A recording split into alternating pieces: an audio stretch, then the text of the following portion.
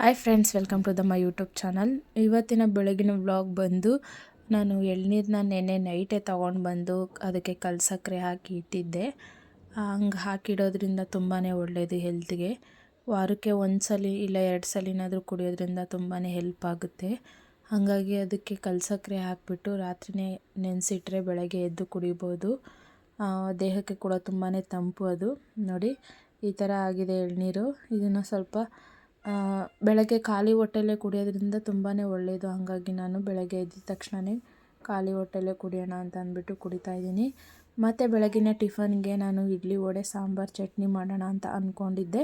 ಹಂಗಾಗಿ ಫಸ್ಟು ಬೇಳೆ ಬೇಯಿಸ್ಬಿಡೋಣ ಅಂತ ಅಂದ್ಬಿಟ್ಟು ಬೇಳೆ, ಟೊಮೆಟೊ, ಈರುಳ್ಳಿ, ಬೆಳ್ಳುಳ್ಳಿ, ಸ್ವಲ್ಪ ಅರಿಶಿನ, ಉಪ್ಪು ಹಾಕಿ ಬೇಯಕ್ಕಿಡ್ತಾಯಿದ್ದೀನಿ. ಪಕ್ಕದಲ್ಲೇ ಒಂದು ಇಡ್ಲಿ ಪಾತ್ರೆಗೆ ಸ್ವಲ್ಪ ಹುಣಸೆಹಣ್ಣು ಹಾಕಿಡೋದ್ರಿಂದ ಇಡ್ಲಿ ಪಾತ್ರೆ ಕರೆ ಕಟ್ಟೋಲ್ಲ. ಹಾಗಾಗಿ ನಾನು ಪ್ರತಿ ಸಲ ಇಡ್ಲಿ ಮಾಡಬೇಕಾದ್ರೂ ಹಾಗೆ ಸ್ವಲ್ಪ ಹುಣಸೆಹಣ್ಣು ಹಾಕಿ ಬೇಯಿಸ್ಕೊತೀನಿ. ನೋಡಿ ಈಗ ಇಡ್ಲಿ ನೆನ್ನೆ ನೈಟೇ ನಾನು ಹಿಟ್ಟನ್ನ ಉಪ್ಪು ಹಾಕಿ ಆಚೆನೇ ಇಡ್ತೀನಿ. ಸ್ವಲ್ಪ ಹುಳಿ ಬಂದರೆ ತುಂಬಾ ಚೆನ್ನಾಗಿ ಬರುತ್ತೆ ಇಡ್ಲಿ ಅಂತ ಅಂದ್ಬಿಟ್ಟು ಎಣ್ಣೆ ಎಲ್ಲ ಸವರ್ಬಿಟ್ಟು ಅದಕ್ಕೆ ಹಾಕ್ಬಿಟ್ಟು ಹಿಟ್ಟು ಹಾಕ್ಬಿಟ್ಟು ಇಡೋಣ ಅಂತ ಅಂದ್ಬಿಟ್ಟು ನೋಡಿ ಇಡ್ಲಿ ಹಾಕ್ಬಿಟ್ಟು ಇಡ್ತಾಯಿದ್ದೀನಿ. ಅಂದರೆ ಇಡ್ಲಿ ಹಿಟ್ಟನ್ನ ಹಾಕ್ಬಿಟ್ಟು ಬೇಯಕ್ಕೆ ಇಡ್ತಾಯಿದ್ದೀನಿ. ಒಂದು 10 ನಿಮಿಷ ಬೆಂದರೆ ಸಾಕು, ತುಂಬಾ ಚೆನ್ನಾಗಿ ಬರುತ್ತೆ ಇಡ್ಲಿ. ಈಗ ಮುಚ್ಚಿಬಿಡೋಣ, ಒಂದು 10 ನಿಮಿಷ ಬೇಯಿಸ್ಬಿಡೋಣ. ಅಷ್ಟೊತ್ತಿಗೆ ವಡೆಗೆ ರೆಡಿ ಮಾಡ್ಕೊಳ್ಳೋಣ ಅಂದ್ಬಿಟ್ಟು ಇದು ಕೂಡ ನೈಟೇ ನೆನೆಸಿ ಇಟ್ಟಿದ್ದೆ. ಎಷ್ಟು ನೆನೆಸಿಡ್ತೀವೋ ಅಷ್ಟು ಚೆನ್ನಾಗಿ ಬರುತ್ತೆ, ಮೃದುವಾಗಿ ಸಾಫ್ಟಾಗಿ ವಡೆ ತುಂಬಾ ಚೆನ್ನಾಗಿ ಬರುತ್ತೆ. ಹಂಗಾಗಿ ಅದನ್ನು ನೆನೆಸಿಟ್ಟಿದ್ನಲ್ಲ ಅದನ್ನು ಈಗ ರುಬ್ಕೊಬೇಕು. ಅದಕ್ಕೆ ಎಷ್ಟು ನೀರು ಬೇಕೋ ಗಟ್ಟಿಗೆ ರುಬ್ಕೊಬೇಕು, ತುಂಬ ತೆಳ್ಳಗೆ ರುಬ್ಕೋಬೇಡಿ, ಆದಷ್ಟು ಗಟ್ಟಿಗೆ ರುಬ್ಕೋಬೇಕು. ಅದಕ್ಕೆ ನಾನು ಕಾಯಿ ಕಟ್ ಮಾಡಿ ಹಾಕಿದ್ದೀನಿ. ಬಾಯಿಗೆ ಸಿಕ್ಕೋದ್ರಿಂದ ತುಂಬಾ ಚೆನ್ನಾಗಿ ಅನಿಸುತ್ತೆ. ಹಸಿಮೆಣ್ಸಿನ್ಕಾಯಿ, ಕೊತ್ತಂಬರಿ, ಮೆಣಸು ಕೂಡ ಒಂದು ರೌಂಡು ರುಬ್ಬಿಟ್ಟು ಹಾಕಿದ್ರೇ ತುಂಬ ಚೆಂದ. ಅದು ಹಂಗೆ ಬಾಯಿಗೆ ಸಿಕ್ಕರೂ ಚೆನ್ನಾಗಿರುತ್ತೆ ಅಂತ ನಾನು ಹಂಗೆ ಹಾಕ್ತಿದ್ದೀನಿ. ಉಪ್ಪು ಹಾಕ್ಬಿಟ್ಟು ಎಲ್ಲ ಮಿಕ್ಸ್ ಮಾಡಿ ಇಟ್ಬಿಟ್ಟಿದ್ದೀನಿ. ನೋಡೋಣ ಈಗ ಇಡ್ಲಿ ಬೆಂದಿದೆಯೋ ಇಲ್ವೋ ಅಂತ ಅಂದ್ಬಿಟ್ಟು ನೋಡೋಣ. ನೋಡಿ ಎಷ್ಟು ಸಾಫ್ಟಾಗಿ ತುಂಬಾ ಚೆನ್ನಾಗಿ ಬೆಂದಿದೆ. ಇಡ್ಲಿನೂ ಕೂಡ ತುಂಬ ಚೆನ್ನಾಗಾಗಿದೆ. ಮುಟ್ತಾಯಿದ್ರೆ ನೋಡಿ ಸಾಫ್ಟಾಗಿ ಸಿಗ್ತಾಯಿದೆ. ಇದನ್ನು ಈಗ ಆ ತಕ್ಷಣಕ್ಕೆ ಇಡ್ಲಿ ತೆಗೆದ್ರೆ ಅಷ್ಟು ಚೆನ್ನಾಗಿ ಬರಲ್ಲ. 1 ನಿಮಿಷ ಆ ಕಡೆ 2 ನಿಮಿಷ ಇಟ್ಬಿಟ್ಟು ಆಮೇಲೆ ಇಡ್ಲಿ ತೆಗೆಯೋಣ ಅಂತ ಅಂದ್ಬಿಟ್ಟು ಪಕ್ಕದಲ್ಲಿ ಇಟ್ಕೊಂಡೆ. 1-2 ನಿಮಿಷ ಬಿಟ್ಟರೆ ಅದು ತುಂಬ ಚೆನ್ನಾಗಿ ಬರುತ್ತೆ. ಅಷ್ಟೊತ್ತಿಗೆ ಒಗ್ಗರಣೆ ಹಾಕ್ಕೊಳ್ಳೋಣ ಸಾಂಬಾರಿಗೆ ಅಂತ ಅಂದ್ಬಿಟ್ಟು ರೆಡಿ ಮಾಡ್ಕೊಂಡಿದ್ದೆ. ಅದಕ್ಕೆ ಒಣಮೆಣ್ಸಿನ್ಕಾಯಿ, ಈರುಳ್ಳಿ, ಕೊತ್ತಂಬರಿ ಸೊಪ್ಪು, ಕರಿಬೇವಿನ ಸೊಪ್ಪು ಒಗ್ಗರಣೆಗೆ ಹಾಕ್ಕೊಂಡು ಒಗ್ಗರಣೆ ಮಾಡ್ತಾಯಿದ್ದೀನಿ. ಒಗ್ಗರಣೆ ಎಲ್ಲ ಆಯಿತು ನೋಡಿ. ಬೇಳೆ ಸಾರು ಈ ಥರ ರೆಡಿಯಾಗಿದೆ. ಇಡ್ಲಿಗಂತೂ ತುಂಬಾ ಟೇಸ್ಟಿಯಾಗಿ ತುಂಬ ಚೆನ್ನಾಗಿರುತ್ತೆ. ನನಗೆ ಚಟ್ನಿ ಅಂದರೆ ತುಂಬ ಇಷ್ಟ, ಹಾಗಾಗಿ ನಾನು ಚಟ್ನಿ ಮಾಡ್ಕೊತಾ ಇದ್ದೀನಿ, ಕಾಯಿ ಚಟ್ನಿ. ನೆಕ್ಸ್ಟು ನಾನು ಅದೇನು ವಡೆಗೆ ರೆಡಿ ಮಾಡಿಟ್ಟಿದ್ದೆ ಅದನ್ನು ತಗೊಂಡು ರೆಡಿ ಮಾಡ್ತಾಯಿದ್ದೀನಿ. ಎಣ್ಣೆಗೆ ಹಾಕೋಣ ಅಂದ್ಬಿಟ್ಟು ಪಕ್ಕದಲ್ಲಿ ಒಂದು ಬೌಲ್ಗೆ ನೀರು ಹಾಕ್ಕೊಂಡು ಈ ಥರ ವಡೆ ಬಿಡೋದ್ರಿಂದ ತುಂಬಾ ಚೆನ್ನಾಗಿ ವಡೆ ಬರುತ್ತೆ. ಬೆಳಗಿನ ಟಿಫನ್ಗೆ ಇಷ್ಟು ನಮ್ಮ ಮನೆಯಲ್ಲಿ ಟಿಫನ್ ರೆಡಿಯಾಗಿದೆ ನೋಡಿ. ಇಡ್ಲಿ, ವಡೆ, ಸಾಂಬಾರು, ಚಟ್ನಿ ರೆಡಿಯಾಗಿದೆ. ಅಡುಗೆ ಏನೋ ಮಾಡಿಬಿಡ್ಬೋದು. ಮಾಡಿದ್ಮೇಲೆ ಈ ಪಾತ್ರೆಗಳನ್ನ ನೋಡ್ತಾ ಇದ್ರೆ ಅಂತೂ ತುಂಬಾ ಬೇಜಾರಾಗ್ತಿರುತ್ತೆ. ಸಖತ್ತು ಕೆಲಸ. ಇಡ್ಲಿ ಸಾಂಬಾರು ಮಾಡಿದ್ರಂತೂ, ಇಡ್ಲಿ ವಡೆ ಮಾಡಿದ್ರಂತೂ ಸಿಕ್ಕಾಪಟ್ಟೆ ಕೆಲಸ ಇರುತ್ತೆ. ಅದೆಲ್ಲ ಕ್ಲೀನ್ ಮಾಡೋಷ್ಟೊತ್ತಿಗೆ ತುಂಬಾ ತಲೆ ಕೆಡುತ್ತೆ. ಹಾಗಾಗಿ ಫಸ್ಟು ಪಾತ್ರೆ ಎಲ್ಲ ತೆಗೆದು ಸಿಂಕ್ಗೆ ಹಾಕ್ಕೊಂಡ್ಬಿಟ್ಟು ಕ್ಲೀನ್ ಮಾಡೋಣ ಅಂದ್ಬಿಟ್ಟು ಕ್ಲೀನ್ ಮಾಡಿದ್ದೀನಿ ನೋಡಿ. ಕ್ಲೀನ್ ಮಾಡಿದ್ಮೇಲೆ ಈ ಥರ ಇದೆ ಕಿಚನ್ನು. ಅದಕ್ಕೆ ಬೆಳಗಿನ ಟಿಫನ್ಗೆ ಲೈಟ್ ವೆಯ್ಟಾಗಿ ಎಲ್ಲರೂ ಮಾಡೋದು. ಅಷ್ಟು ಮಾಡ್ಕೊಂಡು ಕೂತ್ಕೊಂಡ್ರೆ ತುಂಬ ಟೈಮ್ ಆಗುತ್ತೆ ಅಂದ್ಬಿಟ್ಟು ನೆಕ್ಸ್ಟು ಎಲ್ಲ ಆಯಿತು. ಹೂವು ಕಟ್ಬಿಡೋಣ, ದೇವರಿಗೆ ಪೂಜೆ ಮಾಡಬೇಕಲ್ಲ ಸಂಜೆ ಅಂತ ಅಂದ್ಬಿಟ್ಟು ಹೂವು ಕಟ್ತಾಯಿದ್ದೀನಿ. ಅದೇ ದೀಪ ಹಚ್ಚಬೇಕು ಅಂತ ಹೇಳಿದ್ರಲ್ಲ, ರಾಮಂದು ಅವತ್ತು ಪ್ರತಿಷ್ಠಾಪನೆ ದಿನ ಹೂವು ಅದಕ್ಕೆ ಪೂಜೆ ಮಾಡೋಣ ಅಂದ್ಬಿಟ್ಟು ಹೂವು ಎಲ್ಲ ಕಟ್ತಾಯಿದ್ದೀನಿ. ಹೂವು ಎಲ್ಲ ಕಟ್ಟಾದ್ಮೇಲೆ ನಮ್ಮ ಮಾವನವರು ಸ್ವಲ್ಪ ತರಕಾರಿ ಎಲ್ಲ ತೊಗೊಂಡು ಬಂದಿದ್ದರು. ಅದೆಲ್ಲ ಫಿಲ್ ಮಾಡಬೇಕಲ್ಲ, ಹಾಗಾಗಿ ಕ್ಲೀನ್ ಮಾಡೋಣ ಅಂತ ಅಂದ್ಬಿಟ್ಟು ಫಸ್ಟು ಬಾಕ್ಸ್ಗಳನ್ನೆಲ್ಲ ತೆಗೆದು ಕ್ಲೀನ್ ಮಾಡ್ಕೊತಾ ಇದ್ದೀನಿ. ಆವಾಗವಾಗ ಕ್ಲೀನ್ ಮಾಡ್ಕೊತಿದ್ರೆ ಚೆನ್ನಾಗಿರುತ್ತೆ, ಹಂಗೆ ಬಿಟ್ಟರೆ ಎಲ್ಲ ಗಲೀಜಾಗೋಗುತ್ತೆ. ಹಾಗಾಗಿ ನಾನು ತರಕಾರಿ ತರ್ತಾರಲ್ಲ ಆವಾಗ ಎಲ್ಲ ಕ್ಲೀನ್ ಮಾಡಿ ಅದನ್ನು ಒರೆಸಿ ನಾನು ತರಕಾರಿ ತುಂಬಿಡ್ತೀನಿ. ಒಂದು ಒಳ್ಳೆ ಕಾಟನ್ ಬಟ್ಟೆ ತೊಗೊಂಡು ಹಳೇದು ಯಾವ್ದಾದ್ರು ಟಿ ಶರ್ಟ್ ಇದ್ದರೂ ಓಕೆ, ಚೆನ್ನಾಗಿ ಹೀರ್ಕೊಳ್ಳೋ ಅಂಥ ಬಟ್ಟೆ ತೊಗೊಂಡು ಒರೆಸ್ಕೊತೀನಿ. ಯಾಕಂದರೆ ಒಣಗಿಸ್ಕೊಳ್ಳೋಷ್ಟು ಟೈಮ್ ಇರಲ್ಲ ನನಗೆ. ಬಿಸಿಲು ಇದ್ದಾಗ ಒಣಗಿಸ್ಕೊಂಡು ಆಮೇಲೆ ಹಾಕೋಕ್ಕಂತೂ ಆಗೋಲ್ಲ. ಆ ಟೈಮಿಗೆ ಏನಾಗುತ್ತೋ ಆ ಕೆಲಸ ಮಾಡಿ ಇಟ್ಬಿಡಬೇಕು. ಹಾಗಾಗಿ ಅದನ್ನು ಬಟ್ಟೆಲೇ ಒರೆಸ್ಬಿಟ್ಟು ಕ್ಲೀನಾಗಿ ಎತ್ತಿಡೋಣ ಅಂತ ಯೋಚನೆ ಮಾಡಿಬಿಟ್ಟು ಎಲ್ಲ ಒರೆಸಿಟ್ಕೊಂಡೆ. ನೆಕ್ಸ್ಟು ತರಕಾರಿ ಎಲ್ಲ ತೊಳೆದಿಟ್ಬಿಡೋಣ. ಯಾಕಂದರೆ ಹೊರಗಡೆಯಿಂದ ತಂದಿರೋಂಥ ತರಕಾರಿನ ಹಾಗೆ ಬಾಕ್ಸಲ್ಲಿ ಇಡೋದು ಬೇಡ, ತೊಳೆದಿಟ್ಕೊಂಡ್ರೆ ಒಳ್ಳೆಯದು ಅಂದ್ಬಿಟ್ಟು ನಾನು ಎಲ್ಲ ತರಕಾರಿನ ತೊಳೆದಿಡ್ತಾಯಿದ್ದೀನಿ.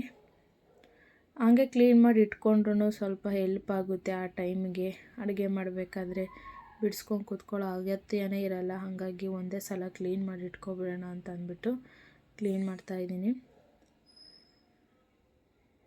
ಹೊರಗಡೆಯಿಂದ ತಂದಿದ ತಕ್ಷಣ ಕ್ಲೀನ್ ಮಾಡಿ ಇಟ್ಕೊಳ್ಳೋದ್ರಿಂದ ತುಂಬಾ ಒಳ್ಳೆಯದು. ನಮಗೆ ಅಂಥ ಕಾಯಿಲೆಗಳೇನು ಬರಲ್ಲ.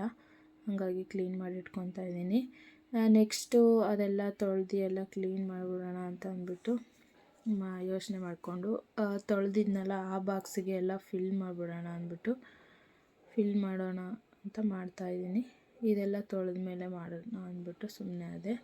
ಈ ತರಕಾರಿ ಎಲ್ಲನೂ ನೀರು ಹೋಗ್ಬೇಕಲ್ಲ, ಹಾಗಾಗಿ ಸ್ವಲ್ಪ ಹೊತ್ತು ಬಿಟ್ಬಿಡ್ತೀನಿ, ಆಮೇಲೆ ಫಿಲ್ ಮಾಡಿಬಿಡ್ತೀನಿ.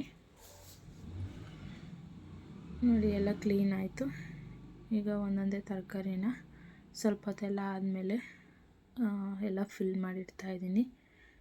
ಈ ಥರ ಮಾಡಿ ಫ್ರಿಜ್ಜಲ್ಲಿ ಇಡೋದ್ರಿಂದ ತುಂಬ ದಿನ ಸ್ಟೋರ್ ಮಾಡ್ಬೋದು ನಾವು ತರಕಾರಿಗಳನ್ನ. ನೆಕ್ಸ್ಟು ಮಧ್ಯಾಹ್ನಕ್ಕೆ ನಾನು ಸಾಂಬಾರು ಮಾಡೋಣ ಅಂತ ಅಂದ್ಕೊಂಡು ನೋಡಿದೆ. ಸಾಂಬಾರು ಬೇಳೆ ಸಾರಿತ್ತಲ್ಲ, ಹಂಗಾಗಿ ಅದಕ್ಕೇ ಟೊಮೊಟೊ ರಸ ಮಾಡಿಬಿಡೋಣ. ಹುಣಸೆಹಣ್ಣು ಮತ್ತು ಟೊಮೊಟೊ ಎರಡೂ ಬೇಯಕ್ಕೆ ಇಟ್ಬಿಡ್ತೀನಿ. ಆಮೇಲೆ ಈ ಕಡೆ ಬೆಳ್ಳುಳ್ಳಿ ಮತ್ತು ಕೊತ್ತಂಬರಿ ಸೊಪ್ಪು, ಕರಿಬೇವಿನ ಸೊಪ್ಪು, ಸ್ವಲ್ಪ ಅರಿಶಿನ ಪುಡಿ ಹಾಕ್ಬಿಟ್ಟು ಕುಟ್ಕೊಂಬಿಡೋದು. ತುಂಬ ಚೆನ್ನಾಗಿರುತ್ತೆ ಈ ರಸಮ್ಮು ಮಾಡ್ಕೊಳ್ಳೋದ್ರಿಂದ. ಲೈಟ್ ವೆಯ್ಟಾಗಿರುತ್ತೆ ಮಧ್ಯಾಹ್ನದ ಊಟ. ಎಲ್ಲ ಕುಟ್ಟಿ ಅರಿಶಿನ ಹಾಕಿ ಇಟ್ಕೊಂಡಿದ್ದೀನಿ. ನೋಡಿ ಬೇಯಿಸಿದ್ದಂಥ ಹುಣಸೆಹಣ್ಣು ಮತ್ತು ಟೊಮೊಟೊ ಇದು ಎಲ್ಲ ತೆಗೆದು ನೀರು ಮಾತ್ರ ಇಟ್ಕೊಂಡಿದ್ದೀನಿ. ಈಗ ಒಗ್ಗರಣೆ ಮಾಡ್ಕೊಬಿಡೋಣ. ಒಂದು ಪಾತ್ರೆ ಇಟ್ಕೊಂಡು ಎಣ್ಣೆ ಹಾಕಿ ಸಾಸಿವೆ, ಒಣಮೆಣ್ಸಿನ್ಕಾಯಿ, ಆಮೇಲೆ ಕುಟ್ಟಿಟ್ಟಿರುವಂತಹ ಬೆಳ್ಳುಳ್ಳಿ, ಕರಿಬೇವಿನ ಸೊಪ್ಪು, ಕೊತ್ತಂಬರಿ ಸೊಪ್ಪು, ಅರಿಶಿನ ಪೌಡರು ಎಲ್ಲ ಹಾಕ್ಕೊಂಡು ಬೇಯಿಸಿಟ್ಟಿರುವಂತಹ ನೀರು ಕೂಡ ಹಾಕ್ಕೊತಾ ಇದ್ದೀನಿ. ಮನೆಯಲ್ಲೇ ಮಾಡಿರುವಂತಹ ರಸಂ ಪುಡಿನ ನಾನು ಯೂಸ್ ಮಾಡ್ಕೊಳ್ಳೋದು. ನೋಡಿ ರಸಂ ಪುಡಿ ತುಂಬಾ ಚೆನ್ನಾಗಿರುತ್ತೆ. ನಿಮಗೂ ಕೂಡ ಏನಾದರೂ ಅದು ರಸಂ ಪುಡಿ ಹೇಗೆ ಮಾಡೋದು ಅಂತ ಹೇಳಿದ್ರೆ ತೋರಿಸ್ಕೊಡ್ತೀನಿ ನಾನು ಹೇಗೆ ಮಾಡೋದು ಅಂತ. ಸಂಜೆ ಅಷ್ಟೊತ್ತಿಗೆ ಬಾಗಿಲಿಗೆ ಅರಿಶಿನ ಕುಂಕುಮ ಇಡೋಣ, ರೆಡಿ ಮಾಡೋಣ ಅಂತ ಅಂದ್ಬಿಟ್ಟು ಅರಿಶಿನ ಕುಂಕುಮ ಇಡ್ತಾಯಿದ್ದೀನಿ. ಸಂಜೆ ದೀಪ ಹಚ್ಚಬೇಕು ಅಂತ ಹೇಳಿದ್ರಲ್ಲ, ಹಂಗಾಗಿ ದೀಪನೂ ಹಚ್ಚೋಣ ಅಂತ ಅಂದ್ಬಿಟ್ಟು ಬೆಳಗ್ಗೆನೇ ಪೂಜೆ ಮಾಡೋಣ ಅಂದ್ಕೊಂಡೆ, ಆದರೆ ಆಗಲಿಲ್ಲ.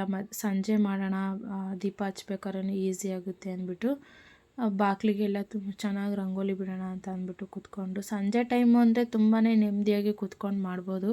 ಬೆಳಗ್ಗೆ ಅಂದರೆ ಆಗೋಲ್ಲ, ಮಗುನ ರೆಡಿ ಮಾಡಬೇಕು, ನಾಷ್ಟ ಮಾಡಬೇಕು, ಅದು ಮಾಡಬೇಕು ಅಂದ್ಕೊಂಡು ಆಗೋದೇ ಇಲ್ಲ. ಸಂಜೆ ಟೈಮೇ ಬೆಟರು, ನಿಧಾನಕ್ಕೆ ಕೂತ್ಕೊಂಡು ಪೂಜೆ ಎಲ್ಲ ಆರಾಮಾಗಿ ಮಾಡ್ಬೋದು. ಹಾಗಾಗಿ ದೀಪ ಹಚ್ಚೋದು ಇರೋದ್ರಿಂದ ನಾನು ಕ್ಲೀನಾಗಿ ರಂಗೋಲಿ ಬಿಡಿಸ್ಬಿಟ್ಟು ದೀಪ ಹಚ್ಚೋಣ ಅಂತ ಐಡಿಯಾ ಮಾಡಿಕೊಂಡೆ. ತುಂಬಾ ಚೆನ್ನಾಗಿ ಬಂದಿತ್ತು ರಂಗೋಲಿ. ಎಷ್ಟು ಚೆನ್ನಾಗಿ ಬರುತ್ತೆ ಅಂತ ಅಂದ್ಕೊಂಡೇ ಇರಲಿಲ್ಲ ನಾನು. ಹಾಗಾಗಿ ಫಸ್ಟ್ ರಂಗೋಲಿ ಬಿಟ್ಬಿಟ್ಟು ಆಮೇಲೆ ಬಾಗಿಲಿಗೆ ಅರಿಶಿನ ಇದು ಹೂವು ಮತ್ತು ದೀಪ ಇಟ್ಬಿಟ್ಟು ದೀಪ ಹಚ್ಚೋಣ ಅಂತ ಅಂದ್ಬಿಟ್ಟು ಮಾಡ್ತಾಯಿದ್ದೀನಿ. ನೋಡಿ ಈಗ ದೀಪ ಇಟ್ಬಿಟ್ಟು ಮಣ್ಣಿನ ದೀಪನೇ ಯೂಸ್ ಮಾಡಿದ್ದೀನಿ ನಾನು, ಯಾಕಂದರೆ ಅದೇ ಶ್ರೇಷ್ಠ. ಮಣ್ಣಿನ ದೀಪನೇ ಮಾಡಬೇಕು, ಹಾಗಾಗಿ ಮಣ್ಣಿನ ದೀಪನೇ ಇಡೋಣ ಅಂದ್ಬಿಟ್ಟು ಇಡ್ತಾಯಿದ್ದೀನಿ. ಹೂವು ಎಲ್ಲ ಇಟ್ಬಿಟ್ಟು ಪೂಜೆಗೆ ನಾವು ನೈವೇದ್ಯಕ್ಕೆ ಪಾಯಸ ಮಾಡಿದ್ವಿ, ಹಾಗಾಗಿ ನೈವೇದ್ಯಕ್ಕೆ ಪಾಯಸ ಇಡೋಣ ದೇವ್ರಿಗೆ ಅಂತ ಅಂದ್ಬಿಟ್ಟು ಪಾಯಸ ಇಡೋಣ ಅಂದ್ಬಿಟ್ಟು ಇಟ್ಟಿದ್ದೀನಿ.